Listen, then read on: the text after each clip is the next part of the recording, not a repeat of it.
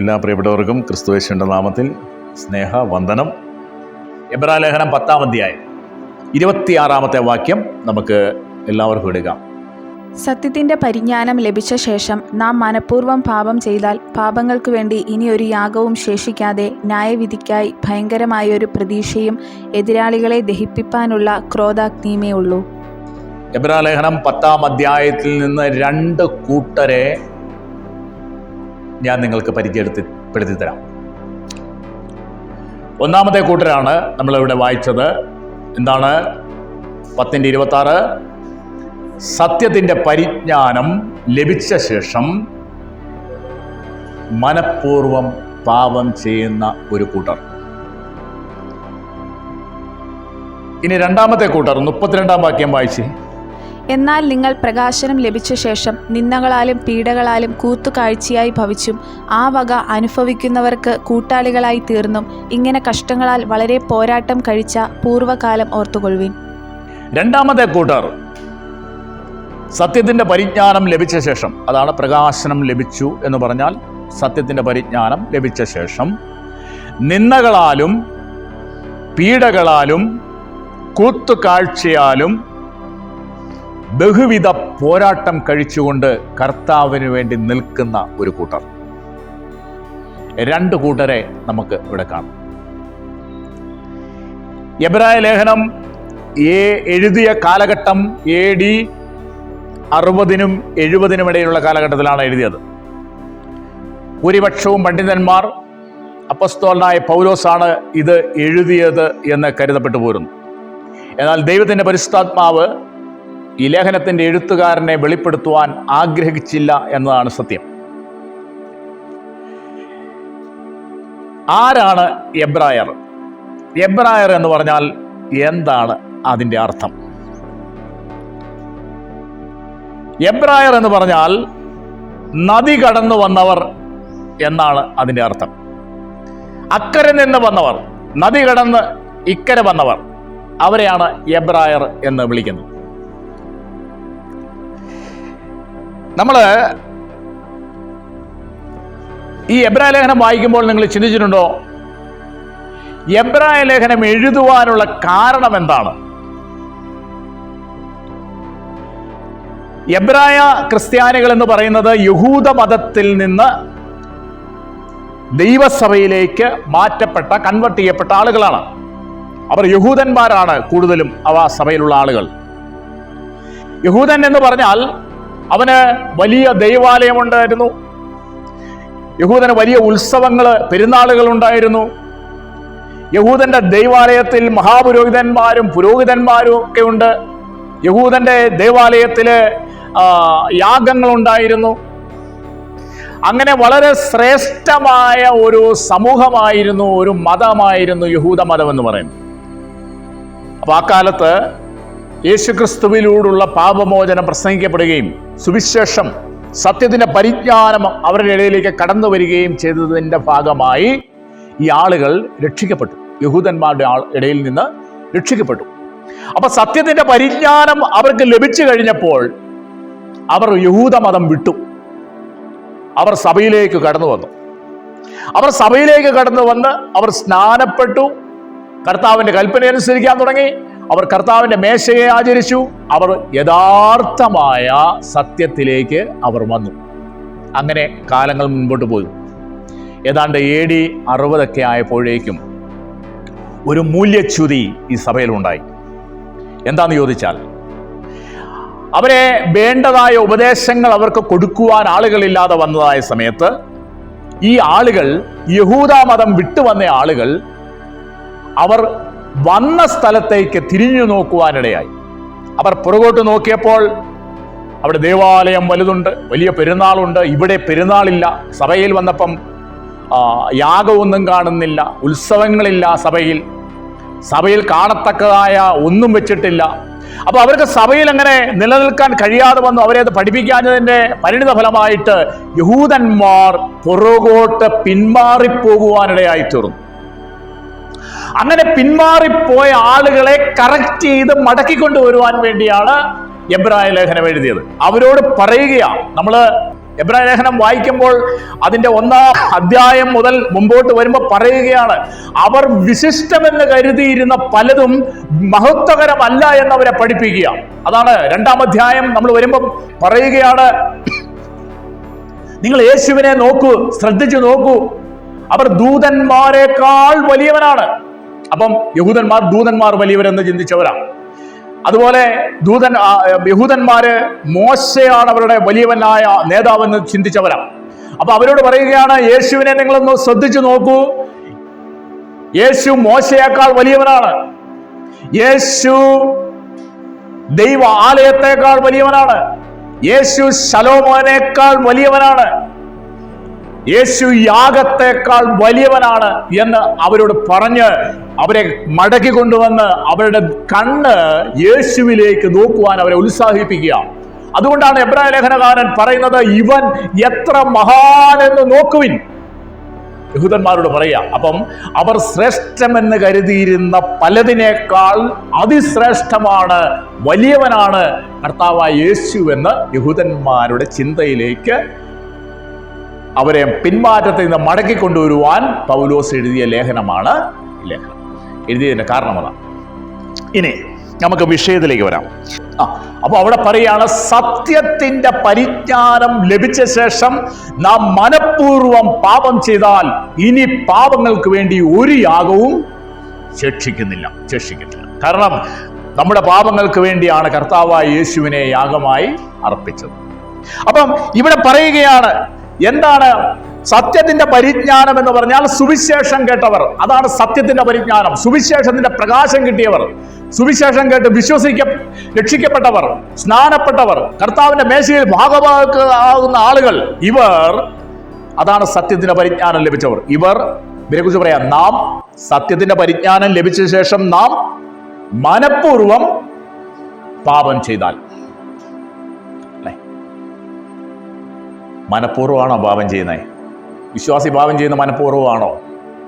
മനഃപൂർവ്വമേ പാപം ചെയ്യാൻ വിശ്വാസിക്ക് കഴിയുകയുള്ളൂ. നമ്മൾ ചെയ്യുന്ന പാപത്തെ നമ്മൾ ശ്രദ്ധിച്ചു നോക്കിയോ, മനഃപൂർവ്വമേ പാപം ചെയ്യാൻ കഴിയത്തുള്ളൂ. അപ്പൊ അവിടെ നമ്മളോട് പറയുന്ന 1-ാമത്തെ കൂട്ടരെ കുറിച്ച് പറയുകയാണ്, എന്താണ്? മനഃപൂർവ്വം പാപം ചെയ്യുന്നു. നിങ്ങൾ എബ്രായ ലേഖനം 6-ാം അധ്യായത്തിലേക്ക് വന്നേ. 6 അതിന്റെ 4, 5, 6 വാക്യം ഒന്ന് വായിച്ചേ. ഒരിക്കൽ പ്രകാശനം ലഭിച്ചിട്ട് സ്വർഗീയ ദാനം ആസ്വദിക്കുകയും പരിശുദ്ധാത്മാവിനെ പ്രാപിക്കുകയും ദൈവത്തിൻ്റെ നല്ല വചനവും വരുവാനുള്ള ലോകത്തിൻ്റെ ശക്തിയും ആസ്വദിക്കുകയും ചെയ്തവർ പിന്മാറിപ്പോയാൽ തങ്ങൾക്കു തന്നെ ദൈവപുത്രനെ വീണ്ടും ക്രൂശിക്കുന്നവരും അവന് ലോകാപവാദം വരുത്തുന്നവരും ആകൊണ്ട് അവരെ പിന്നെയും മാനസാന്തരത്തിലേക്ക് പുതുക്കുവാൻ കഴിവുള്ളതല്ല. 8 കാര്യം പറഞ്ഞു. ആ 4 മുതൽ 6 വരെയുള്ള വാക്യം വായിച്ചപ്പോൾ നിങ്ങൾ ശ്രദ്ധിക്കൂ. ഇവിടെയും പറഞ്ഞിരിക്കുന്നത് എന്താണ്? ഒരിക്കൽ പ്രകാശനം ലഭിച്ചവർ. എന്ത് പ്രകാശനം? സുവിശേഷം കേട്ടവർ, സുവിശേഷത്തിന്റെ പ്രകാശം കിട്ടിയവർ. അത് തന്നെയാണ് ഇവിടെയും അർത്ഥമാക്കുന്നത്. ആത്മരക്ഷ പ്രാപിച്ചവർ, രക്ഷിക്കപ്പെട്ടവർ, കർത്താവിന്റെ സഭയിൽ വരുന്നവർ, അതാണ് ഒരിക്കൽ പ്രകാശനം ലഭിച്ചവർ, സത്യത്തിന്റെ പരിജ്ഞാനം ലഭിച്ചവർ. അങ്ങനെ ലഭിച്ചവർ അവർ പിന്മാറിപ്പോയാൽ അവരെ പിന്നെ മടക്കി കൊണ്ടുവരുവാനായിട്ട് കഴിയത്തില്ല എന്നാ പറയുന്നത്. 1-ാമത് പറയുന്നത് എന്താണ്? വിശ്വാസികളെ കുറിച്ച് പറയുക, രക്ഷിക്കപ്പെട്ടവരെ കുറിച്ച് പറയുക, ഒരിക്കൽ പ്രകാശനം ലഭിച്ചവർ. 2-ാമത് പറയുകയാണ്, ഈ പ്രകാശനം ലഭിച്ചവർക്ക് എന്ത് ലഭിച്ചു? സ്വർഗീയ ദാനം ആസ്വദിച്ചവർ. നമ്മളാണ് സ്വർഗീയ ദാനം ആസ്വദിച്ചവർ. 3-ാമത് പറയുകയാണ്, പരിശുദ്ധാത്മാവിനെ പ്രാപിച്ചവർ. ആരാ ഇത്? രക്ഷിക്കപ്പെട്ട നമ്മളാ. സ്വർഗീയ ദാനം നമുക്ക് ലഭിച്ചു. അത് പരിശുദ്ധാത്മാവ, ദൈവത്തിന്റെ കൃപയാ. സ്വർഗീയ ദാനം, gift of God, gift of heaven, അതാ സ്വർഗീയ ദാനം. അത് നമുക്ക് ലഭിച്ചവരാ, പരിജ്ഞാനം ലഭിച്ചവരാ. 4-ാമത് പറയാ, 5-ാം വാക്യം, ദൈവത്തിന്റെ വചനം ലഭിച്ചവരാ. വചനത്തിന്റെ ശക്തി, വചനത്തിന്റെ നന്മ അനുഭവിച്ചവരാ രക്ഷിക്കപ്പെട്ടവർ. അവിടെ നമ്മളെ എങ്ങനെയാ വീണ്ടും ജനിച്ചത്? എങ്ങനെയാ നമ്മൾ വീണ്ടും ജനിച്ചത്? എങ്ങനെയാ? കെടുന്ന ബീജത്താലല്ല, കെടാത്തതും ജീവനുള്ളതും നിലനിൽക്കുന്നതുമായ ദൈവവചനത്താൽ അത്രേ നിങ്ങൾ വീണ്ടും ജനിച്ചത്, അല്ലേ? അപ്പൊ ഈ ദൈവവചനത്തിന്റെ മഹത്വം കണ്ടവർ, നന്മ ആസ്വദിച്ചവർ. 4-ാമത് പറയാ, അല്ലെ? 5-ാമത് നിങ്ങൾ നോക്കിയേ, അവർ പിന്മാറിപ്പോയാൽ. 5-ന്റെ അവസാനം എന്നാ പറയുന്നേ?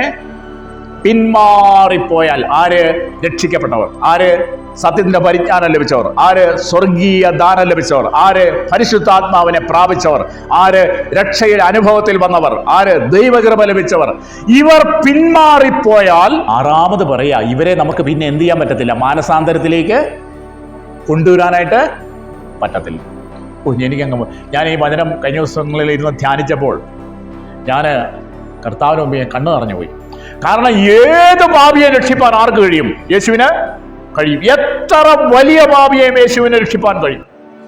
എത്ര മഹാപാപിയെയും യേശുവിന് രക്ഷിപ്പാനും വീണ്ടെടുപ്പാനും കഴിയും. എന്നാൽ രക്ഷിക്കപ്പെട്ടവൻ, സ്നാനപ്പെട്ടവൻ, കർത്താവിന്റെ മേശയിൽ ആചരിക്കുന്നവൻ, വിശുദ്ധ ജീവിതം നയിക്കാൻ നിയമിക്കപ്പെട്ടവൻ മനഃപൂർവ്വം പാപം ചെയ്ത് അവൻ പിന്മാറിപ്പോയാൽ അവനെ ഒരിക്കലും പിന്നീട് മാനസാന്തരത്തിലേക്ക് മടക്കിക്കൊണ്ടുവരാൻ കഴിയത്തില്ല. കാരണം അവന്റെ മനസ്സ് കല്ലിച്ചു പോയി. തഴമ്പ് പിടിക്കുക നമ്മൾ പറയും, തഴമ്പിച്ചു. അവനെ മാനസാന്തരത്തിലേക്ക് മടക്കി കൊണ്ടുവരാനായിട്ട് കഴിയത്തില്ല. അവരെ പറയാണ്, എന്തുകൊണ്ടാണ് ഇവരെ മാനസാന്തരത്തിലേക്ക് പുതുക്കുവാൻ, ഇങ്ങനെ ഉള്ള ആളുകളെ പുതുക്കാൻ കഴിയാത്തത്? ഒന്ന്, ആറാമത് പറയാ, അവർ ദൈവപുത്രനെ വീണ്ടും ക്രൂശിക്കുന്നവരാണ്. ഇനിയും യേശുവിനെ ക്രൂശിക്കുന്നവർ. വീണ്ടും വീണ്ടും ക്രൂശിക്കല്ലേ, അവന്റെ കൈകളിൽ ഇനി ആണിയടിക്കല്ലേ. ഒരിക്കലായിട്ട് ആണിയടിച്ചു. നീ പാപം ചെയ്യുമ്പോൾ വീണ്ടും ആണിയടിച്ചിറക്കുക. അപ്പം എന്താ അവിടെ? അവർ ആറാമത് പറയാം, അവൻ ദൈവപുത്രനെ വീണ്ടും തങ്ങൾക്കായി ക്രൂശിക്കുന്നവരും അവന് ലോക അപവാദം വരുത്തുന്നു. ലോകാപവാദം. നടുങ്ങുവിൻ, പാപം ചെയ്യാതിരിപ്പിൻ. ദൈവസഭയോട് പറയുക, നമ്മൾ പാപം ചെയ്യാതിരിപ്പിൻ. മനഃപൂർവമാണ് വിശ്വാസി പാപം ചെയ്തത്. ആ ഭയം നമുക്കുണ്ടാകണം. നടുങ്ങണം. പാപം ചെയ്യുന്ന വിഷയത്തിൽ ഒരു ഭയം നമുക്ക് വേണം. പരിശുദ്ധാത്മാവ് നമ്മളോട് പറയുമ്പം ഒന്ന് കരയാൻ നമുക്കിടയാകണം. ചെയ്തു പോയല്ലോ കർത്താവേ എന്നും ഒരു മനംതിരിവ് നമ്മുടെ അകത്ത് വേണം. ഇന്ന് വരെ ഇല്ലല്ലോ. എത്രയോ പ്രാവശ്യം പരിശുദ്ധാത്മാവ് സംസാരിച്ചു. ഒന്ന് മടങ്ങി വരാൻ യഥാർത്ഥമായിട്ട് കഴിയുന്നുണ്ടോ? ഇവിടെ പറയാണ്, അങ്ങനെയുള്ള ആളുകളെ മാനസാന്തരത്തിലേക്ക് മടക്കി കൊണ്ടുവരുവാനായിട്ട് ഒരിക്കലും. എബ്രായർ 10:26 എടുത്തേ. 10:26, സത്യത്തിന്റെ പരിജ്ഞാനം ലഭിച്ച ശേഷം നാം മനഃപൂർവ്വം പാപം ചെയ്താൽ. ശ്രദ്ധിച്ചേ, എല്ലാ പാപവും വിശ്വാസി പാപം ചെയ്യുമ്പോൾ ഓർക്കണേ, എല്ലാ പാപവും മനഃപൂർവ്വം ചെയ്യുന്നത്. കാരണം നമുക്ക് ഡയറക്ഷൻ തരാൻ നമ്മുടെ അകത്ത് ആരെ തന്നിട്ടുണ്ട്? പരിശുദ്ധാത്മാവിനെ. അതാ അപ്പറേ പറഞ്ഞേ, സ്വർഗീയ ദാനം ആസ്വദിക്കുകയും പരിശുദ്ധാത്മാവിനെ പ്രാപിക്കുകയും ചെയ്തവരാ നമ്മൾ. നമുക്ക് എപ്പോഴാ പരിശുദ്ധാത്മാവിനെ കിട്ടിയേ? രക്ഷിക്കപ്പെട്ടപ്പോൾ. യേശുവിനെ കർത്താവ് ഏറ്റുപറയണമെങ്കിൽ പരിശുദ്ധാത്മാവിനെ കൂടാതെ സാധിക്കില്ല. നമുക്ക് പരിശുദ്ധാത്മാവിനെ ലഭിച്ചു. അന്ന് മുദ്രയിട്ടു. നമ്മുടെ ഉള്ളിൽ വീണ്ടെടുപ്പ് നാളിലേക്കായി പരിശുദ്ധാത്മാവിനാൽ മുദ്രയിട്ടിരിക്കുക. നമ്മുടെ അകത്ത് വന്ന് പരിശുദ്ധാത്മാവ് വാഴുന്നുണ്ട്. ആ പരിശുദ്ധാത്മാവിനെ എന്തിനാ തന്നെ? വഴി നടത്തുവാൻ, എന്നെ സത്യത്തിൽ നടത്തുവാൻ. പാപം ചെയ്യുമ്പോൾ, വിശ്വാസി പാപം ചെയ്യുമ്പോൾ പരിശുദ്ധാത്മാവ് അലാറം തരുന്നുണ്ട്. അരുതേ. പക്ഷേ പരിശുദ്ധാത്മാവിന്റെ ശബ്ദം കേൾക്കുവാൻ ശ്രമിക്കാറില്ല. ഒന്ന്. രണ്ട്, പരിശുദ്ധാത്മാവിന്റെ ശബ്ദം ഒരിക്കൽ അവഗണിച്ചാൽ വീണ്ടും പരിശുദ്ധാത്മാവ് പറയും. വീണ്ടും അവഗണിച്ചാൽ പരിശുദ്ധാത്മാവ് പറയുന്ന ശബ്ദം പറഞ്ഞുകൊണ്ടേയിരിക്കും. പക്ഷെ നമുക്കത് കേൾക്കാനായിട്ട് കഴിയത്തില്ല. പരിശുദ്ധാത്മാവിന്റെ സ്വരം തിരിച്ചറിയാൻ കഴിയാതെ പോകും. മനം തഴമ്പിച്ചു പോകും. ഹൃദയം. അതുകൊണ്ട് പിന്നെയും നമുക്ക് പാപം ചെയ്യാൻ ഒരു മടിയില്ലാതെ വരും. ഇതിന്റെ എല്ലാ കാരണം എന്ന് പറയുന്നത് അവിശ്വാസമാണ്. നമ്മുടെ ഹൃദയത്തിൽ ഉണ്ടാകുന്ന അവിശ്വാസമാണെന്നാണ് വേദപുസ്തകം പറയുന്നത്. എബ്രായർ 10:29, ദൈവപുത്രനെ ചവിട്ടിക്കളയുകയും തന്നെ വിശുദ്ധീകരിച്ച നിയമരക്തത്തെ മലിനമെന്ന് നിരൂപിക്കുകയും കൃപയുടെ ആത്മാവിനെ നിന്ദിക്കുകയും ചെയ്തവൻ എത്ര കഠിനമേറിയ ശിക്ഷയ്ക്ക് പാത്രമാകുമെന്ന് വിചാരിപ്പിൻ. കണ്ടോ, വളരെയധികം ശിക്ഷയ്ക്ക് കാരണമായി തീരുന്ന ഒരു പാപം. വളരെ ശിക്ഷയ്ക്ക് കാരണമായി. ദൈവമക്കളെ, നമ്മൾ ഓർക്കണം അവിടെ പറഞ്ഞ ആ വാക്കുകൾ നിങ്ങൾ ശ്രദ്ധിക്കൂ. അവർ അങ്ങനെയുള്ള ആ മനഃപൂർവ്വം പാപം ചെയ്യുമ്പോൾ എന്താ സംഭവിക്കുന്നത്? ദൈവപുത്രനെ ചവിട്ടിക്കളയുക. എന്തുകൊണ്ടാണ്? കുഞ്ഞാടിന്റെ രക്തം, പെസഹ കുഞ്ഞാടിന്റെ രക്തം താഴത്തെ കുറുമ്പടിയെ പുരട്ടല്ലെന്ന് പറഞ്ഞേ. കുഞ്ഞാടിന്റെ രക്തം മുകളിലെ കുറുമ്പടിയെ പുരട്ടണം, കട്ടളക്കാലിന്മേലും പുരട്ടണം. താഴത്തെ കുറുമ്പടിയിൽ എന്നാ പുരട്ടരുതെന്ന് പറഞ്ഞേ? ചവിട്ടാതിരിക്കാനാണ്. ഇവിടെ പറയാണ്, ഇങ്ങനെയുള്ള ആളുകളെ കുറിച്ച് പറയാ, അവർ ദൈവപുത്രനെ എന്ത് ചെയ്യും? ചവിട്ടിക്കളയും. പിന്നെ പറയുക, തങ്ങളെ വിശുദ്ധീകരിച്ച നിയമരക്തം മലിനമെന്ന് എണ്ണും. കൃപയുടെ ആത്മാവിനെ നിന്ദിക്കും. നമ്മുടെ ഉള്ളിൽ ഇരിക്കുന്ന ആത്മാവില്ലേ, ആത്മാവ് പറയുന്നുണ്ട് അരുതേ അരുതേ എന്ന് പറയുമ്പോൾ അതിനെ നിന്ദിക്കും. പാപം ചെയ്യാനായിട്ട് പോകുമ്പോൾ അതാ ചെയ്യുന്നത്. പിന്നെ എന്താ പറഞ്ഞേ, ഇങ്ങനെയുള്ള ആളുകൾ അവിടെ പറയുകയാണ്, അവരെ മാനസാന്തരത്തിലേക്ക് മടക്കി കൊണ്ടുവരാൻ കഴിയുകയില്ല എന്ന് മാത്രമല്ല, അവർ വളരെ കഠിനമായ ശിക്ഷയ്ക്ക് പാത്രമായി തീരും എന്ന് പറയാം. ഓരോ ദിവസവും വിശ്വാസി ദൈവവേദലെ സൂക്ഷിച്ച് നടക്കാവും. ഓരോ ചൂട് വെക്കുമ്പോഴും പ്രാർത്ഥനയോടെ വയ്ക്കണം. ഈ ലോകം വഷളത്വം, വക്രതയും കോട്ടവും നിറഞ്ഞ ലോകത്താണ് നമ്മൾ ജീവിക്കുന്നത്.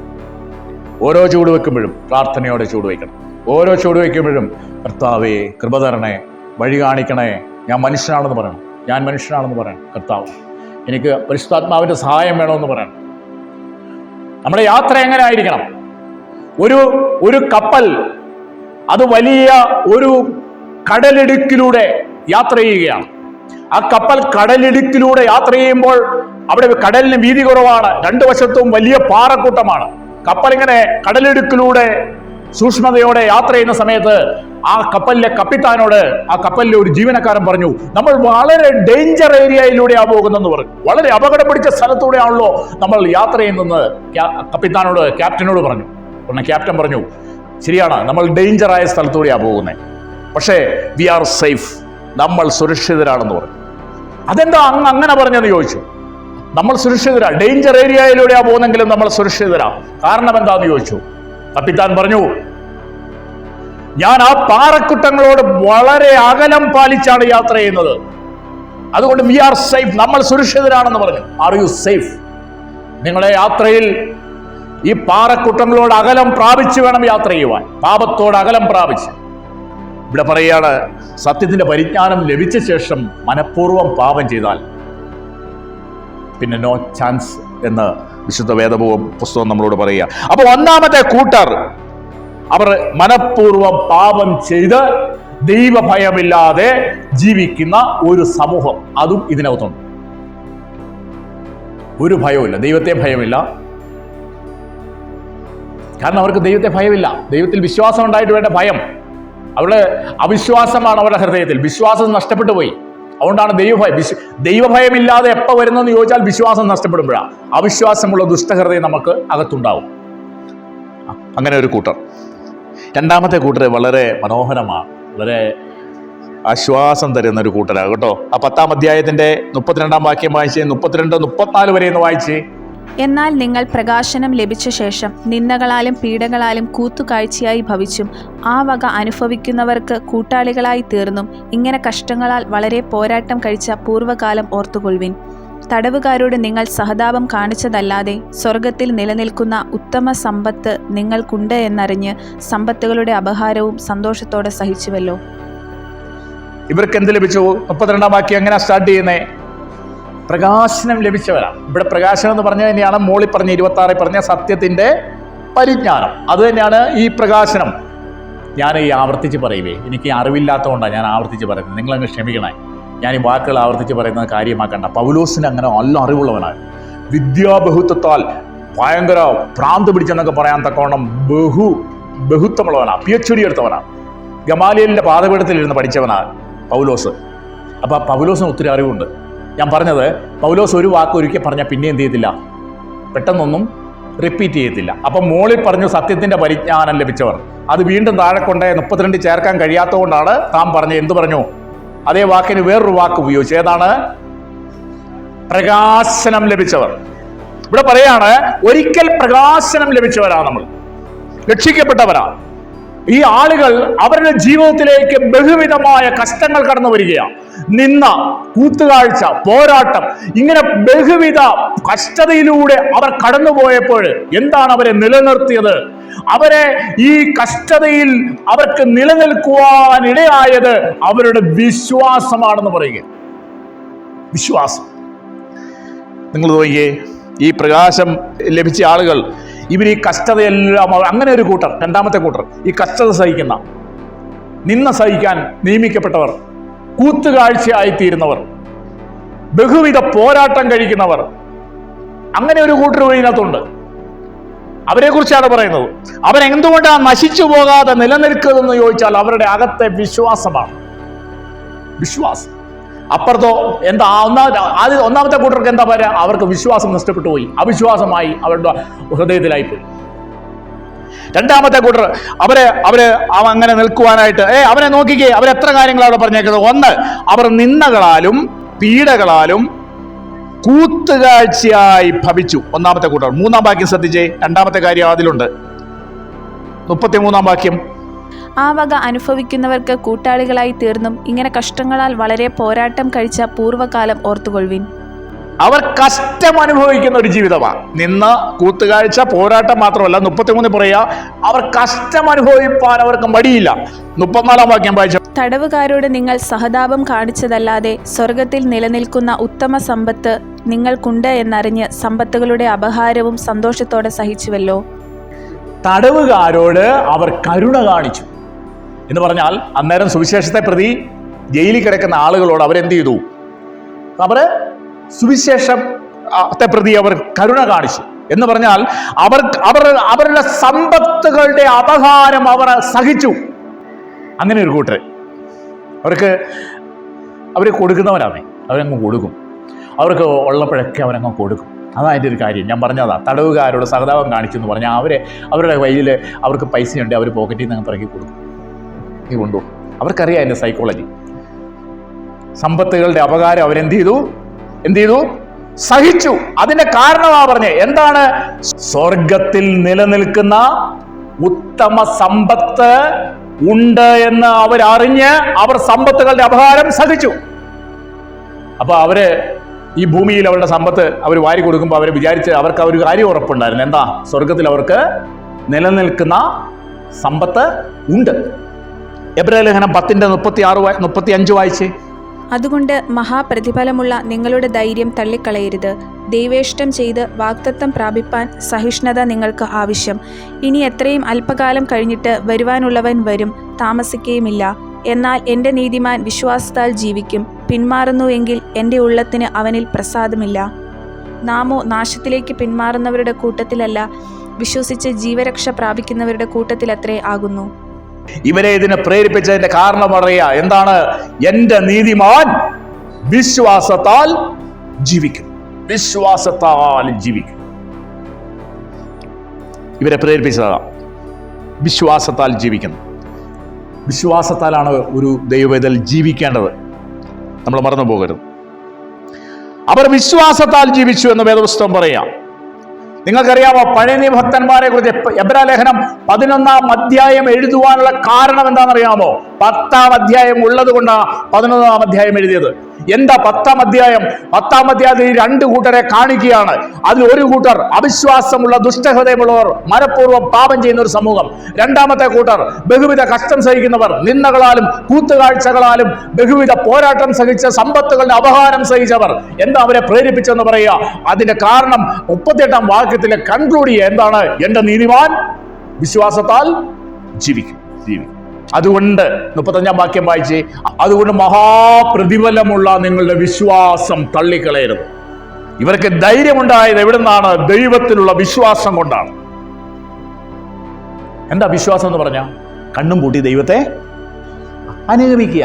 അതാ വിശ്വാസം. അതിന്റെ 36 വാക്യം വായിച്ചു. ദൈവേഷ്ടം ചെയ്ത് വാഗ്ദത്തം പ്രാപിപ്പാൻ സഹിഷ്ണുത നിങ്ങൾക്ക് ആവശ്യം എന്ന് പറഞ്ഞാൽ ക്ഷമ ആവശ്യമാണെന്ന്. എന്തിന്? ദൈവേഷ്ടം ചെയ്ത് വാഗ്ദത്തം പ്രാപിക്കണമെങ്കിൽ എന്ത് നമുക്ക് ആവശ്യമാണ്?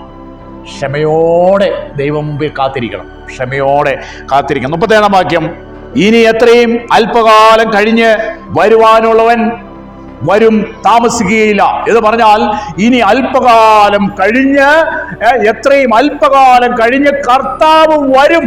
അതുവരെ നീ ക്ഷമിച്ചു നിൽക്കണം, അതുവരെ നീ പിടിച്ചു നിൽക്കണമെന്നാണ് കർത്താവ് ദൈവത്തിന്റെ പരിശുദ്ധാത്മാവ് നമ്മെ ഓർമ്മിപ്പിക്കുന്നത്. നമ്മുടെ വരുവാനുള്ളവൻ വരും, അതുവരെ പിടിച്ചു നിൽക്കും.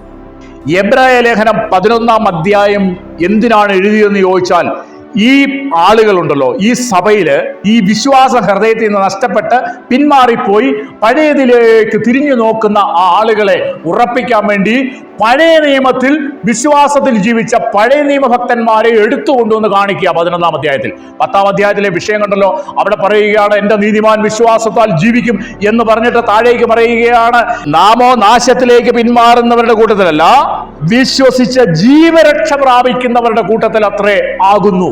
ശ്രദ്ധിക്കൂ. അപ്പൊ വിശ്വസിച്ച് ജീവരക്ഷ പ്രാപിച്ച ഒരു കൂട്ടരെ പഴയ നിയമത്തിൽ നിന്ന് എടുത്തുകൊണ്ടുവന്ന് യഹൂദന്മാരെ കാണിക്കുകയാണ്.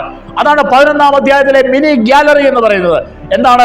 അബ്രഹാം, ഇസ്ഹാക്ക്, അവിടെ പറയാം, അബ്രഹാം വിശ്വാസത്താൽ ജീവിച്ചു, ഇസ്ഹാക്ക് വിശ്വാസത്താൽ ജീവിച്ചു, വിശ്വാസത്താൽ ഹാനോക്ക് ദൈവത്തോടു കൂടെ നടന്നു, വിശ്വാസത്താൽ നോഹ അതുവരെ കാണാത്തവയെ കുറിച്ച് അരുളപ്പാടുണ്ടായിട്ട് ഭയഭക്തി പൂണ്ട് തന്റെ കുടുംബത്തിന്റെ രക്ഷയ്ക്കായി ഒരു പെട്ടകം തീർത്തു, വിശ്വാസത്താൽ സാറ. ഈ സാക്ഷികളുടെ ഇത്ര വലിയ സമൂഹം, അവരെ പഴയഭക്തന്മാരെല്ലാം എങ്ങനെയാ ജീവിച്ചേ? ഇത് കഷ്ടം സഹിച്ചത് എങ്ങനെയാ? വിശ്വാസത്താൽ. വിശ്വാസം. എബ്രായർ ലേഖനം 11:1, വിശ്വാസം എന്നതോ ആശിക്കുന്നതിന്റെ ഉറപ്പും കാണാത്ത കാര്യത്തിന്റെ നിശ്ചയവും ആകുന്നു. നിങ്ങൾ ഈ ഹെർമനോട്ടിക്സ് എന്ന് പറയുന്ന ഒരു പഠനശാഖയുണ്ട്. അതായത് ഓരോ വാക്കുകളെ അനലൈസ് ചെയ്ത് പഠിക്കുക എന്ന് പറയും.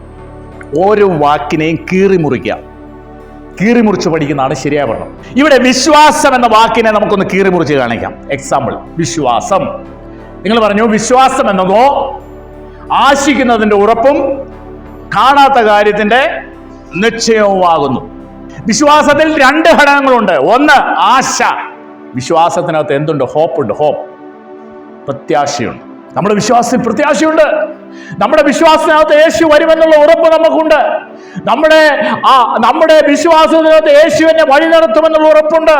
നമ്മുടെ വിശ്വാസത്തിനകത്ത് ആ ആശയുണ്ട്, കർത്താവിനെ കരുതുമെന്നുള്ള ആശയുണ്ട്. 2, ഉറപ്പുണ്ട്.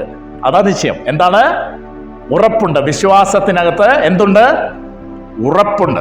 എന്താ ഉറപ്പ്? സബ്സ്റ്റൻസ് ഉണ്ട് വിശ്വാസത്തിനകത്ത്. അസുറൻസ് ഉണ്ട് വിശ്വാസത്തിനകത്ത്.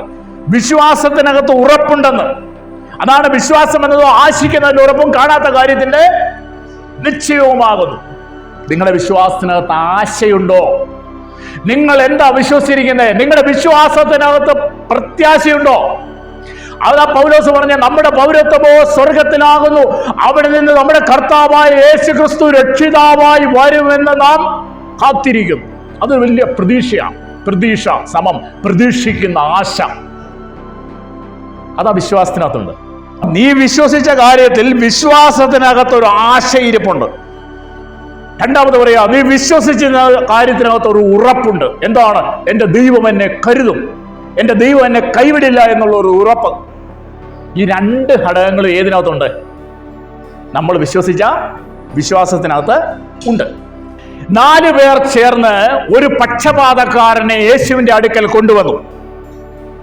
അവരെ യേശുവിന്റെ അടുക്കൽ അവനെ ചുമന്നുകൊണ്ട് വരുമ്പോൾ അവരുടെ അകത്ത് ഒരു ആശയുണ്ട്. എന്താണ്? ഇവനെ യേശുവിന്റെ അടുക്കൽ കൊണ്ടുവന്നാൽ ഇവന് സൗഖ്യമുണ്ടാകും. ആ ആശ, അവരുടെ അകത്തുണ്ടായിരുന്ന വിശ്വാസത്തിന്റെ ആശയാണ് ഈ പക്ഷപാതക്കാരനെ 4 പേർ ചുമന്ന യേശുവിന്റെ അടുക്കൽ കൊണ്ടുവരാൻ ഇടയാക്കിയത്. ഒരു മഹാൻ പഴയ നിയമത്തിൽ പറഞ്ഞു, അവൻ എന്നെ കൊന്നാലും ഞാൻ അവനായി കാത്തിരിക്കും. ആരാ പറഞ്ഞേ? യോബ് പറഞ്ഞു, അവൻ എന്നെ കൊന്നാലും ഞാൻ അവനായി കാത്തിരിക്കും എന്ന് പറഞ്ഞാൽ, അവന് എൻ്റെ ദേഹം ഇങ്ങനെ ക്ഷയിച്ച് അത് മണ്ണോട് മണ്ണായി പോയാലും അവൻ വരുമ്പോൾ അവൻ എന്നെ ഉയർത്തെഴുന്നേൽപ്പിക്കും, ഞാൻ പൊടിമേൽ നിൽക്കും എന്നുള്ള വലിയ ആശ. അപ്പൊ വിശ്വാസത്തിനകത്ത് എന്തുണ്ട്? ആശയുണ്ട്. നമ്മുടെ വിശ്വാസത്തിൽ ആശയുണ്ടോ? 1, ആശയുണ്ട്. 2, വിശ്വാസത്തിനകത്ത് ഉറപ്പുണ്ട്. യേശു ഇങ്ങനെ വഴിയിലൂടെ യാത്ര ചെയ്തു പോവുക, നഗരവീതിയിലൂടെ യാത്ര ചെയ്തു പോകുന്ന സമയത്ത് ഒരു രക്തസ്രവക്കാരി സ്ത്രീ അവളുടെ ഹൃദയത്തിൽ പറഞ്ഞു, അവൾക്ക് ആ സമൂഹത്തിനിടയിലേക്ക് കടന്നു ചെല്ലുവാൻ ഒരിക്കലും കഴിയത്തില്ല, നിയമം അനുവദിക്കുന്നില്ല. പക്ഷേ അവളുടെ ഹൃദയത്തിൽ പറഞ്ഞു, ഞാൻ പോയിട്ട് അതിനിടയിലൂടെ കടന്നു എന്ന് ആരും കാണാതെ ആ കടന്നു എന്ന് അവന്റെ വസ്ത്രത്തിന്റെ തൊങ്ങലിലെങ്കിലും ഞാൻ തൊടും, അവനെ തൊട്ടാൽ എനിക്ക് സൗഖ്യമുണ്ടാകുമെന്നുള്ള ഒരു ഉറപ്പ് അവളുടെ വിശ്വാസത്തിനകത്ത് ഉണ്ടായിരുന്നു. വിശ്വാസത്തിനകത്ത് ഉറപ്പുണ്ട്, വിശ്വാസത്തിനകത്ത് ഒരു ഹോപ്പുണ്ട്, വിശ്വാസത്തിനകത്ത് ഒരു അസുറൻസ് ഉണ്ട്.